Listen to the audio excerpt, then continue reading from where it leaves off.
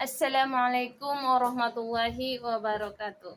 Baik, di pertemuan ini insya Allah saya akan membahas tentang konsep ilah atau sebab hukum. Nah, konsep ilah di sini merupakan salah satu komponen utama dalam ijtihad dan metode penetapan hukum dalam fikih Islam.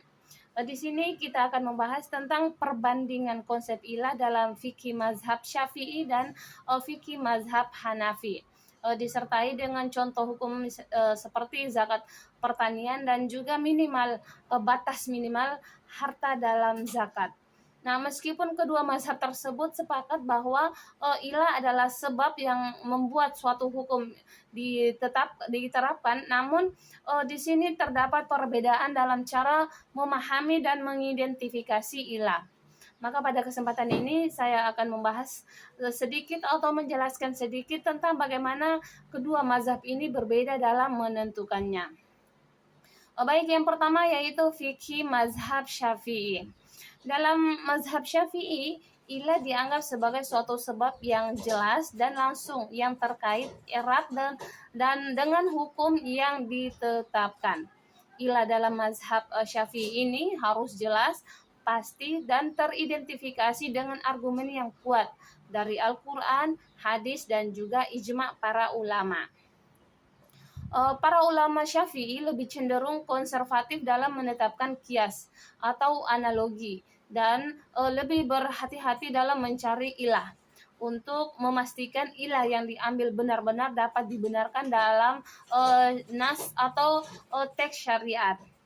Nah, di sini contoh dalam zakat pertanian, mazhab Syafi'i menetapkan bahwa ilah kewajiban zakat terletak pada hasil pertanian yang produktif serta memiliki daya tahan untuk disimpan hasil pertaniannya, seperti biji-bijian, buah-buahan tertentu seperti gandum, beras, kurma, dan lain-lain.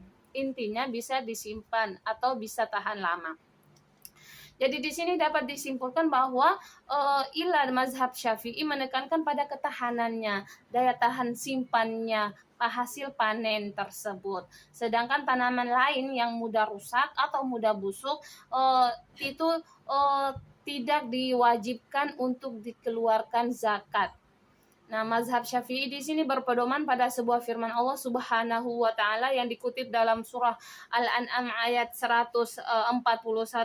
A'udzubillahi minasyaitonir rajim. Kulu min thamarihi idza athmara wa atu haqqahu yauma hasadihi. Makanlah buah-buahan apabila berbuah dan tunaikanlah haknya, yaitu zakat di hari memetik hasilnya. Oke, yang kedua di sini adalah fikih mazhab Hanafi. Mazhab Hanafi memiliki pendekatan yang lebih luas dan fleksibel dalam mengidentifikasi ilah. Nah, ulama Hanafi sering menggunakan analogi atau kias dan memperluas penerapan ilah berdasarkan rasionalitas dan kemaslahatan umum. Mereka cenderung mengadopsi pendekatan pragmatis dalam menentukan ilah hukum, bahkan jika tidak selalu ada dalil tekstual yang spesifik. Nah, dalam konteks zakat pertanian, dalam pandangan mazhab Hanafi, zakat diwajibkan atas semua hasil pertanian, baik yang bisa disimpan maupun yang tidak bisa disimpan. Dalam hal ini dalam waktu lama ataupun dalam waktu dekat, termasuk sayur-sayuran dan buah-buahan yang tidak bisa tahan lama. Mazhab Hanafi ini lebih menekankan pada produktivitas tanah sebagai ilah zakat daripada hasil panen itu sendiri.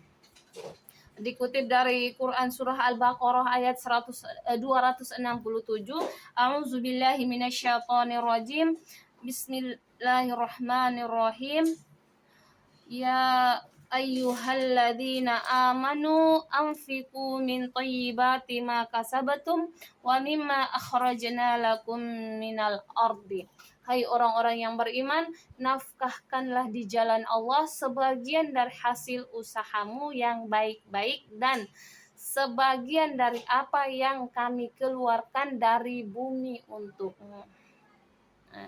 Jadi berikut adalah contoh perbandingan dalam batas minimal harta zakat atau nisabnya. dalam zakat baik mazhab Syafi'i maupun mazhab Hanafi sepakat bahwa mengenai adanya nisab atau batas minimal harta yang wajib dikenai zakat. Namun cara menetapkan ilah untuk menentukan nisabnya berbeda. Mazhab Syafi'i perhitungan nisabnya dalam zakat emas dan perak. Mazhab Syafi'i menetapkan nisab berdasarkan nilai tetap yang diambil dari hadis Nabi SAW yang menetapkan bahwa kadar 20 dinar untuk emas dan juga 200 dirham untuk perak. Nah, mereka menganggap ilah dari kewajiban zakat pada emas dan perak adalah sifat keduanya sebagai alat tukar dan kekayaan yang bisa berkembang. Sedangkan mazhab Hanafi memiliki pendekatan yang lebih fleksibel terhadap nisab dengan mempertimbangkan fluktuasi nilai dan keadaan ekonomi masyarakat. Mereka memperbolehkan penggunaan nilai setara dalam bentuk uang atau kekayaan lainnya sebagai ilah bagi nisab zakatnya. Oke, baik. Jadi kesimpulannya di sini yakni perbedaan konsep ilah dalam mazhab Syafi'i dan Hanafi terletak pada pendekatan mereka terhadap sumber hukum dan penggunaan kias. Nah, mazhab Syafi'i lebih cenderung menitik beratkan pada ilah yang jelas dari nas, sementara mazhab Hanafi lebih terbuka terhadap analogi dan fleksibilitas dalam mencari ilah yang lebih luas dan kontekstual. Nah, contoh penerapan dalam zakat, pertanian tadi, batas minimal harta menunjukkan bagaimana kedua mazhab ini menggunakan pendekatan yang berbeda dalam menetapkan hukum tersebut. Oke, baik, mungkin hanya itu saja yang bisa saya jelaskan pada kesempatan ini. Kurang dan lebihnya saya mohon maaf. Wassalamualaikum warahmatullahi wabarakatuh.